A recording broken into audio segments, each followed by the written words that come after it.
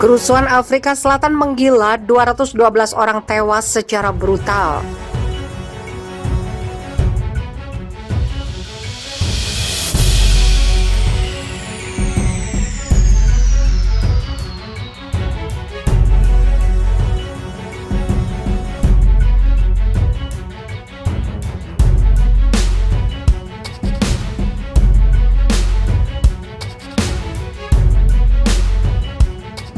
Seorang menteri kabinet Afrika Selatan mengumumkan jumlah korban tewas selama kerusuhan dan penjarahan meningkat menjadi 212 orang. Kekacauan di negara itu dipicu hukuman dan penahanan mantan Presiden Afrika Selatan Jacob Zuma. Berbicara pada Jumat malam dalam konferensi pers yang disiarkan televisi, pelaksana Menteri Presidenan Afrika Selatan Kumbutso Saveni mengatakan negara itu sekarang telah mencatat 212 kematian sejak kekerasan meletus. Sehari sebelumnya, Saveni mengatakan ada 117 kematian di dua provinsi yang terkena dampak kerusuhan terparah, Gaiteng dan KwaZulu-Natal. Dia menggambarkan situasi di KwaZulu-Natal sebagai stabil tetapi tegang. Dia mengatakan provinsi timur itu telah melihat tambahan 89 kematian selama 24 jam sebelumnya. Kematian-kematian itu terjadi secara brutal selama kerusuhan dan penjarahan yang tidak terkendali di Afrika Selatan. Saveni menambahkan pihak berwenang di wilayah tersebut telah melaporkan 1.488 insiden kerusuhan, kekerasan, dan penjarahan dalam 24 jam terakhir. Pemerintah mengatakan akan ada penyelidikan lebih lanjut setelah 4.000 butir amunisi ditemukan pada 2 orang yang ditangkap. Di Gauteng, provinsi tempat ibu kota administratif negara dan kota terbesarnya berada, sebagian besar kekerasan telah dipadamkan. Saveni mengatakan ada tambahan 6 kematian di sana selama periode 24 jam terakhir dan 137 penangkapan tambahan telah dilakukan. Menteri menambahkan 2 petugas polisi telah ditangkap setelah ditemukan membawa barang-barang jarahan. Presiden Cyril Ramaphosa mengatakan 25.000 tentara dikerahkan di seluruh negeri untuk mencegah kekerasan lebih lanjut. Jumlah itu meningkat dari 10.000 tentara yang diumumkan pada Rabu. Dia bersumpah untuk menghentikan kekacauan yang melanda bangsa itu. Ribuan sekarang telah ditangkap dalam kekerasan yang dipicu penangkapan Zuma. Kerusuhan itu juga karena rakyat mengalami kondisi ekonomi yang mengerikan yang diperburuk pandemi yang secara tidak seimbang mempengaruhi orang miskin.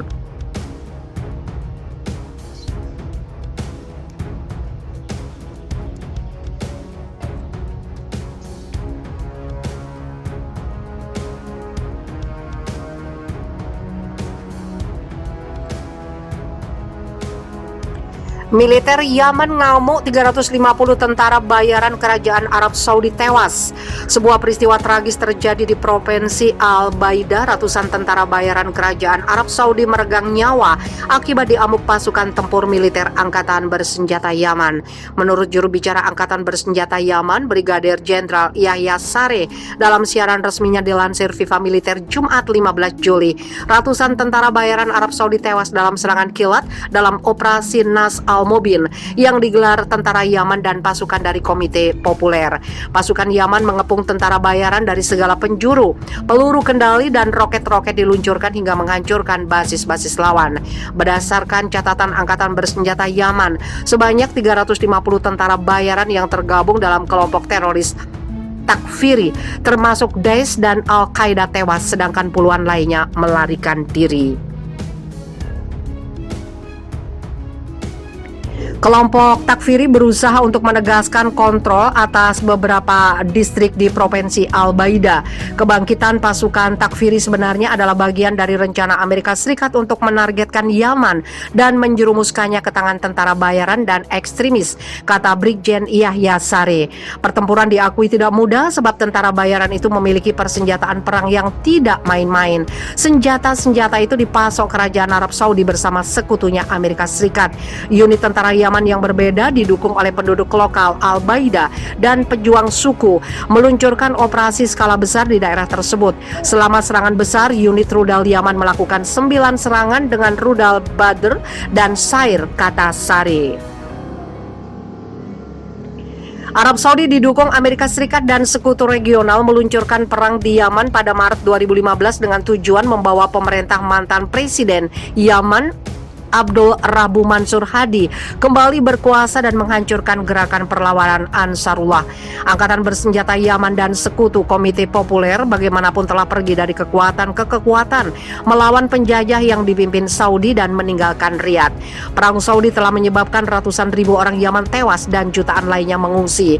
Perang juga telah menghancurkan infrastruktur Yaman dan menyebarkan kelaparan dan penyakit menular di seluruh negara Arab.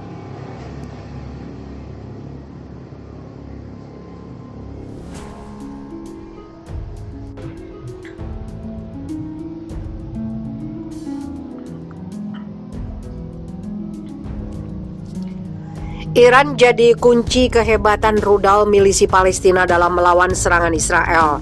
Pemerintah Iran dipercaya mengambil bagian atas kehebatan rudal yang dimiliki militan milisi Palestina.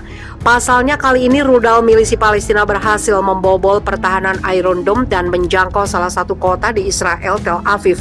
Dilansir dari Telegraph, pengembangan persenjataan milisi Palestina dalam beberapa tahun terakhir telah diawasi dan dikembangkan oleh pasukan Quds elit Iran dari Korps Pengawal Revolusi Islam yang dipimpin oleh mendiang Jenderal Qasim Soleimani. Pejabat intelijen percaya bantuan teknologi yang diberikan oleh Iran yang mencakup saran rinci tentang pengaturan infrastruktur produksi milisi Palestina sendiri di Gaza telah menghasilkan peningkatan yang signifikan dalam kemampuan organisasi teroris untuk menyerang target jauh di dalam Israel, kata pihak kanan.